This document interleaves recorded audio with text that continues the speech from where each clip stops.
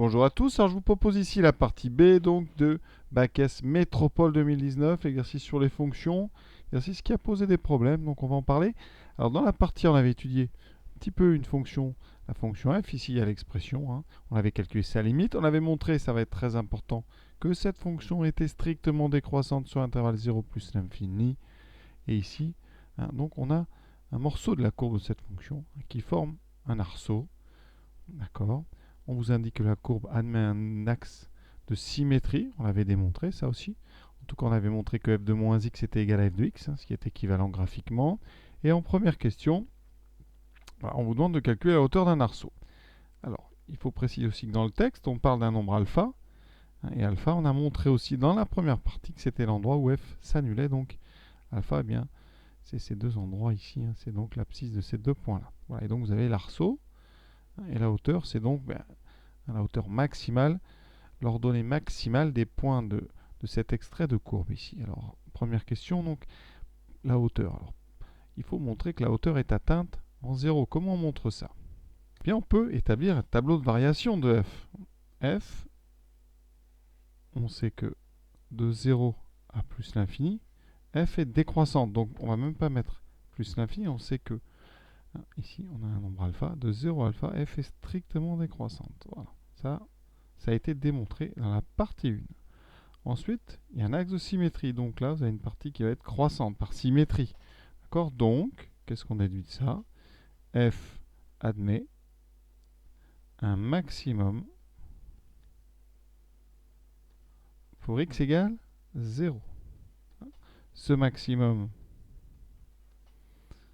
c'est donc f de 0 qui vaut, on remplace dans l'expression de f, 7 demi, moins 1 demi, exponentielle 0 plus exponentielle moins 0. J'avais déjà placé dans le tableau de variation dans la première partie. Et donc ça fait 1 demi fois ici, exponentielle 0, 1, exponentielle moins 0, ça fait 1. On a donc moins ici 1 demi fois 2, donc ça fait moins 1. 7 demi moins 1, ce qui me donne donc 5 demi. Donc la hauteur maximale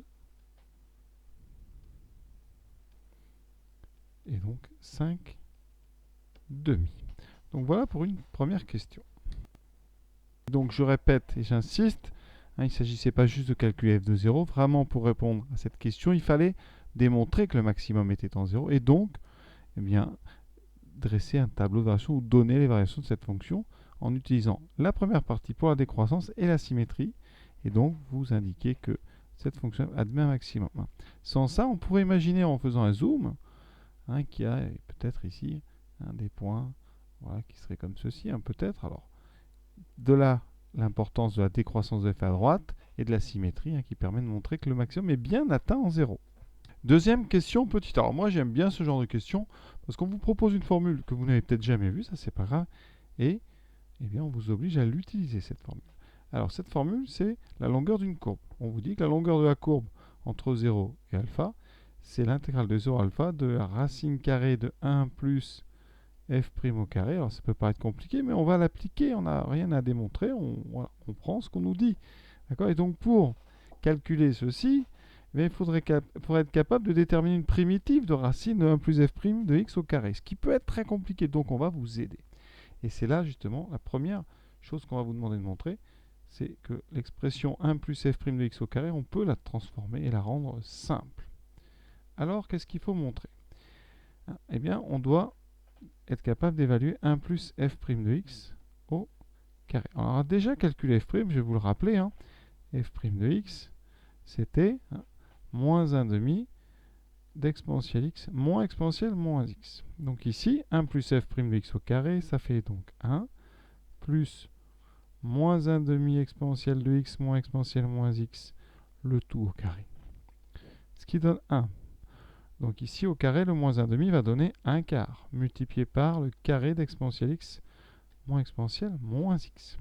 Et ça au carré. On connaît ces identités remarquables, on les utilise. Ce qui donne donc 1 plus 1 quart de quoi? Alors, exponentielle de x au carré. Alors, je vais aller doucement parce que ça, des fois, ça pose problème. Moins 2, le double produit, exponentielle x fois exponentielle moins x, plus exponentielle moins x, le tout au carré. Et comme ça, je vais pouvoir vous rappeler plein de petites formules sur l'exponentielle déjà. Exponentielle de x au carré, c'est exponentielle 2x. C'est une propriété exponentielle, ça. Ensuite, exponentielle de x fois exponentielle moins x, ça fait exponentielle de x plus moins x. Quand on multiplie des exponentielles, les exposants s'ajoutent. Et donc ici, qu'est-ce qui se passe? Il reste exponentielle 0, donc il reste 1. Et ensuite, même formule que j'ai citée pour exponentielle x, exponentielle moins x au carré, ça fait exponentielle moins 2 fois x. Tout ça, ça vient d'une formule plus générale. Exponentielle de a donc fois exponentielle de b égale exponentielle de a plus b. On tient compte de tout ça. Donc 1 plus 1 quart, donc je vais développer en même temps, comme ça, ça fait 1 quart de exponentielle 2x. 1 quart fois moins 2, ça fait donc moins 2 quarts, donc moins 1 demi, fois exponentielle de x fois exponentielle moins x, qui donne 1. Je vais le mettre quand même ici, vous voyez. Ça fait 1, donc voilà. Plus 1 quart d'exponentielle moins 2x. 1 moins 1 demi, on transforme. Donc ça me fait 1 quart exponentielle 2x plus 1 demi plus 1 quart exponentielle moins 2x. Hein, ce 1 et ce moins 1 demi se sont ajoutés pour former 1 demi. Et là, on veut montrer que ça fait 1 quart d'exponentielle x plus exponentielle moins x au carré. Alors ce que je vous conseille, le plus simple, c'est de regarder ce membre de droite, de le développer tout tranquillement. Donc c'est le même développement, hein. Sauf qu'ici, au lieu d'avoir un moins, on va avoir un plus, donc exponentielle 2x, plus 2 fois exponentielle x fois exponentielle moins x, plus exponentielle, donc moins 2x. Ce qui donne, en développant, 1 quart d'exponentielle 2x, ça c'est bon. Ici, on a le même produit que tout à l'heure qui fait 1, donc 2 fois 1, 2 fois 1 quart, plus 1 demi, plus 1 quart d'exponentielle moins 2x. Et vous voyez qu'on trouve ici la même chose, donc on écrit égal 1 plus f' de x au carré. Voilà, on a trouvé la même chose. Et ça, c'est pour tout x. Hein, j'ai fait le calcul, donc c'est pour tout x. Ici, f est défini donc sur moins alpha alpha, donc c'est valable pour tout x qui nous intéresse. Donc voilà, hein, comment on fait quand on a comme ça deux côtés. On développe au maximum de toute façon dans ce genre de choses, parce que factoriser c'est plus difficile. Alors, on aurait pu factoriser, hein, bien sûr ici, mais c'est moins évident, on va dire, à voir, c'est plus difficile, donc il vaut mieux développer tout ce que vous pouvez et comparer à la fin. En déduire la valeur de l'intégrale i. On a donc i qui est l'intégrale de 0 alpha, de 1 plus, donc de racine carrée, de 1 plus f' de x au carré, qui vaut 1 quart de exponentielle x plus exponentielle moins x au carré. Alors, est-ce qu'on peut enlever la racine carrée comme ça, simplement? Oui. Hein, comme, eh bien, exponentielle x plus exponentielle moins x est strictement positif, même supérieur ou égal à 0, mais strictement positif. Hein. Vous savez, hein, quel que soit x, un exponentiel, c'est strictement positif. Et eh bien là, ça veut dire que eh bien, la racine carrée, hein, de exponentielle de x plus exponentielle moins x au carré, eh bien, vous pouvez l'enlever directement. Ça donnera intégrale de 0 alpha de 1 demi, hein, parce que racine de 1 quart, ça c'est 1 demi. Et ensuite, je vais le faire en deux étapes. Voilà, vous avez ici cette chose-là au carré, qui peut donc être enlevée, puisque c'est un nombre positif. Ça donne donc fois exponentielle x plus exponentielle moins x dx. Alors ce que je dis là, c'est vraiment très important. Pourquoi? Exemple, si vous avez racine carrée de moins 1 au carré, attention, ça ne fait pas moins 1. D'accord? On n'a pas juste enlevé la racine et le carré. Hein? Officiellement, si vous voulez utiliser des fonctions mathématiques, racine carrée de moins 1 au carré, c'est valeur absolue de moins 1, c'est donc 1. D'accord? Alors pour faire plus simple, eh bien, quand le nombre ici est négatif, eh bien, on rajoute un moins. Mais si le nombre ici dedans, vous mettez n'importe quel nombre positif, par contre, vous pouvez enlever tranquillement la racine et le carré sans sourciller. Et c'est ce qu'on fait par exemple quand on utilise le théorème de Pythagore. Puisqu'on a des longueurs, on enlève la racine carrée et le carré, parfois sans se poser trop de questions. Parce que c'est des longueurs. Ici, on justifie quand même que ce qu'on a ici, là, est bien un nombre supérieur ou égal à 0, hein, ici. Alors strict, c'est encore mieux, mais nous, on n'a besoin que de supérieur ou égal à 0. Donc à partir de ce moment-là, on peut essayer de trouver une primitive d'exponentielle x plus exponentielle moins x. Certains vont me dire, mais qu'est-ce qu'on fait, du 1,5? Eh bien moi, je vous dis, le 1,5, il il faut apprendre son cours. L'intégrale de k fois f de x dx, par linéarité, c'est k fois l'intégrale de f. Donc on peut toujours sortir comme ça les coefficients devant. On dit que l'intégrale est linéaire. Donc ici, ça fait 1 demi. L'intégrale de 0 alpha de exponentielle x plus exponentielle moins x dx. Et je vais faire une primitive. Ça c'est très simple. Hein. Primitive d'exponentielle x, c'est exponentielle x. Primitive d'exponentielle moins x, vous devez connaître par cœur, c'est moins exponentielle moins x. Effectivement, vous pouvez dériver ça. Vous allez vite retomber sur exponentielle x plus exponentielle moins x. On remplace maintenant par alpha, puis par 0. Cela me donne donc 1 demi exponentielle alpha moins exponentielle moins alpha, moins 1 demi exponentielle 0 moins exponentielle moins 0. Alors exponentielle 0 moins exponentielle moins 0, ça fait 1 moins 1. Et ceci, ça fait donc 0. Il me reste donc uniquement 1 demi de exponentielle alpha moins exponentielle moins alpha. Dernière chose, justifier que la longueur d'un arceau en mètres est égale à E de alpha moins E de moins alpha. Alors tout d'abord l'unité, j'en ai pas encore parlé, mais l'unité c'est le mètre. D'accord ? Et ensuite, on a donc calculé, nous, la longueur de l'arceau sur 0 alpha. Hein, sur moins alpha alpha, par symétrie,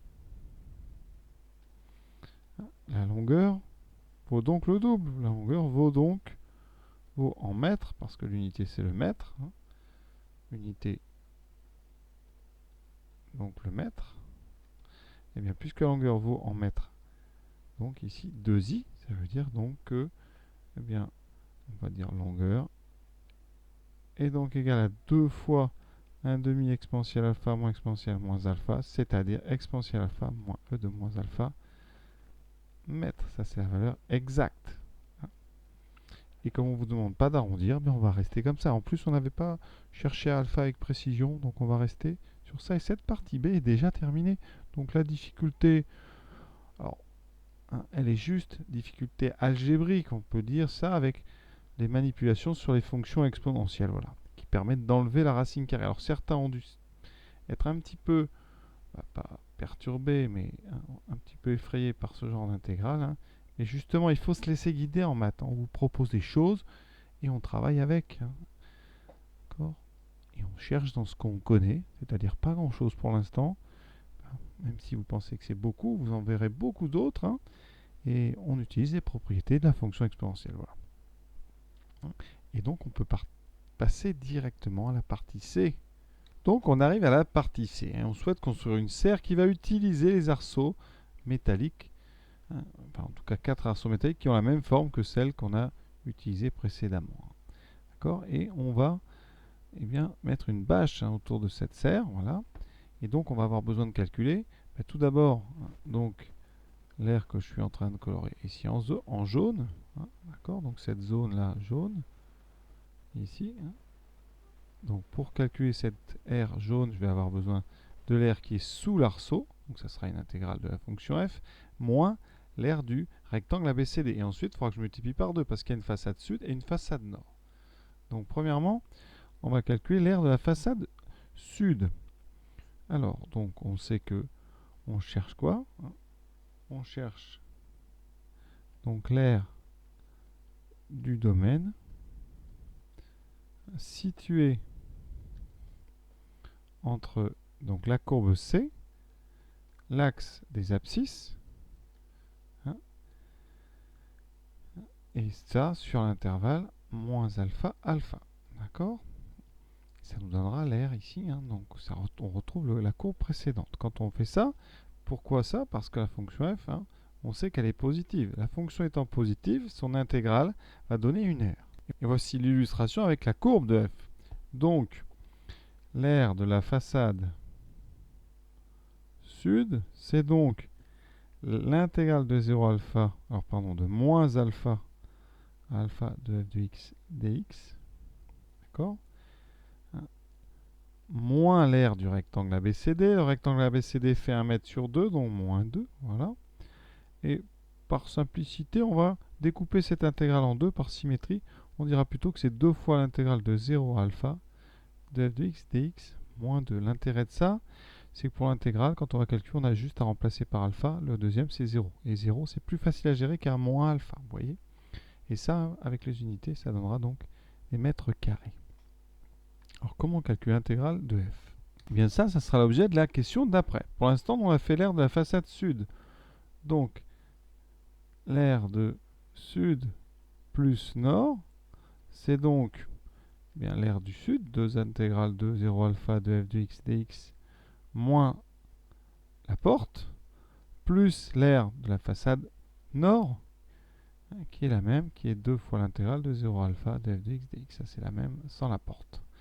Et quand on regroupe, ça fait donc 4 fois l'intégrale de 0 alpha de f de x dx, moins 2 mètres carrés. Et on va regarder après, ici, quand on prend alpha à peu près égal à 1,92, combien on trouve. Voilà. Donc je résume, on a fait, pour bien vous compreniez, on oublie d'abord le rectangle. On fait d'abord cette aire ici. Par symétrie, on la multiplie par 2. Et on va regarder derrière, vous avez la même ici, encore une fois, et la même par symétrie. Donc on a 4 fois l'intégrale de 0 à alpha. C'est ce qu'on trouve, moins une fois la porte. Alors maintenant, on va prendre alpha égal à 1,92. C'est une valeur rapprochée. Voilà. Et on veut l'aire totale de la bâche plastique. Donc c'est-à-dire la façade sud, la façade nord et le dessus. Alors comment on fait pour calculer l'aire de plastique qu'il faut? Eh bien, ça fait penser un petit peu au périmètre d'un cylindre, ce genre de choses. Je vais vous rappeler des petites formules. Quand on a un cylindre, on a ici donc un rond, un cercle, soyons quand même précis, un cercle. Ici, vous avez le même cercle plus haut, d'accord? Et si vous voulez l'aire, vous faites périmètre du cercle multiplié par la hauteur. C'est-à-dire qu'il faut la longueur du tour, vous multipliez par la hauteur. Et ça va être pareil dans tous les solides fabriqués de la même façon. Ici, on n'a pas un cercle en bas, on a la fonction, la courbe de f. Alors je la fais comme ça en perspective. Et donc vous allez la reproduire. Voilà, et ça fait, évidemment, moi je l'ai couchée là, comme ça. Et voilà, elle est comme ceci. D'accord. Et donc ça va être la même formule. Vous aurez donc le périmètre de la base ici. Et moi ce qui m'intéresse, c'est ça, uniquement ceci. Je ne compte pas l'autre parce que ça c'est le sol. Nous ici, vous voyez, c'est l'arceau que j'ai fait en vert. Alors, je vais faire vert foncé que vous voyez mieux. Quoique ça aurait été peut-être mieux en rouge. Voilà, vous faites donc ceci. Et vous allez devoir, eh bien ici ça, additionner tout, en fait, cette longueur jusqu'à la dernière là-haut. D'accord, après c'est invisible. Voilà. Et donc la formule de cette partie-là, c'est donc 1, alors l'aire, la longueur totale, c'est 1,50 fois 3. On a 3 sections ici de 1,50 m. Donc ça veut dire qu'on a 1,50 fois 3 fois la longueur qu'on a calculée, la longueur donc de la courbe entre moins alpha et alpha. C'est-à-dire 4,5 fois exponentielle alpha moins exponentielle moins alpha. Ça c'est partie B. D'accord, même la fin de la partie B. On avait calculé justement la longueur de la courbe. Donc l'aire totale, ça sera donc 4 fois l'intégrale de 0 à f de 0 alpha de f de x dx, ça c'est pour les deux façades, moins la porte, plus l'aire du toit en fait de cette serre, c'est-à-dire 4,5 fois la longueur de la courbe, exponentielle alpha moins exponentielle moins alpha. Et donc, on va calculer une valeur approchée avec alpha égale à 1,92. Il va falloir aussi calculer l'intégrale. Donc c'est une question, personnellement, je trouve un petit peu longue. On aurait gagné à faire le calcul de l'intégrale de 0 alpha de f de x dx un petit peu plus tôt. Ça permettait de comme ça de répartir le travail. Alors je vais faire le calcul séparément pour ne pas surcharger la ligne. L'intégrale de 0 à f de x dx, c'est donc l'intégrale de 7 demi moins 1 demi exponentielle x plus exponentielle moins x. Il me faut une primitive, ça c'est pas trop dur. 7 demi, c'est 7 demi ici x moins 1 demi. Et on fait la primitive d'exponentielle x plus exponentielle moins x. Alors ça fait exponentielle x moins exponentielle moins x. Vous pouvez dériver si vous voulez, vous allez vite retrouver ça. Entre 0 et alpha. Je remplace par alpha. 7 demi de alpha, moins 1 demi d'exponentielle, donc 1,92. On va tout de suite remplacer moins exponentielle, moins 1,92. Et la même chose en 0. On voit en 0 que 7 demi fois x, ça fera 0. Exponentielle 0 moins exponentielle moins 0, ça s'annule. Donc il me reste, je vais le noter parce que sinon je vais oublier, l'intégrale de 0 alpha de dx, c'est donc 7 demi de alpha moins 1 demi d'exponentielle 1,92 moins exponentielle moins 1,92. On n'est pas loin, on est presque arrivé. Et donc notre R total, c'est 4 fois ce qu'on vient de trouver. 4 fois 7, donc 28 divisé par 2, 14. 14 alpha moins, ici je multiplie par 4. Donc 4 fois 1,5, ça fait 2. Moins 2 exponentielle, donc 1,92 moins E de moins 1,92. Moins 2, plus 4,5 exponentielle. Alors j'aurais peut-être dû laisser alpha, ça aurait été peut-être un peu plus intelligent de ma part. Donc je vais remettre des alpha partout et on changera vraiment à la dernière étape. J'ai hésité, mais vous voyez, c'est beaucoup plus simple. Voilà. Et maintenant je regroupe. Alors 14 alpha, il est tout seul. Moins 2 E de alpha, je vais le regrouper avec 4,5 E de alpha, ce qui fera plus 2,5 E de alpha. Ensuite, j'ai 2 exponentielle moins alpha, là j'en ai moins 4,5, donc il me reste moins 2,5. Et on a moins 2. Et j'ai plus qu'à évaluer cette chose-là avec un alpha à peu près égal à 1,92. Donc voici ce que je trouve. Et on doit faire au mètre carré près. Donc là, l'unité c'était le mètre. Donc on est ici en mètres carrés. Donc si j'arrondis, ça fait à peu près 42 mètres carrés. Donc ici, à peu près 42 mètres carrés de bâche. Voilà. Et cette partie est terminée. Alors j'avoue quand même, comme ça après l'avoir fait en détail, que eh bien, cette dernière question 2 est un petit peu difficile parce qu'elle contient plein de petites étapes. Comme j'ai dit, calcul de l'intégrale, traduction du texte qui n'est pas évidente, après déjà avoir fait beaucoup de travail avant, et ensuite on remplace par alpha, puis par 1,92, donc il y a beaucoup de choses. Ça me paraît peut-être un petit peu dur pour un exercice de type bac, avec le stress qu'on connaît pour ces épreuves, mais bon, quand vous allez faire des concours, choses comme ça, évidemment, il y a des questions comme ça, un petit peu au-dessus, c'est aussi pour se dépasser toujours. Voilà. Et donc cet exercice est bien terminé, je vais vous laisser, je vous souhaite une bonne fin de journée à tous.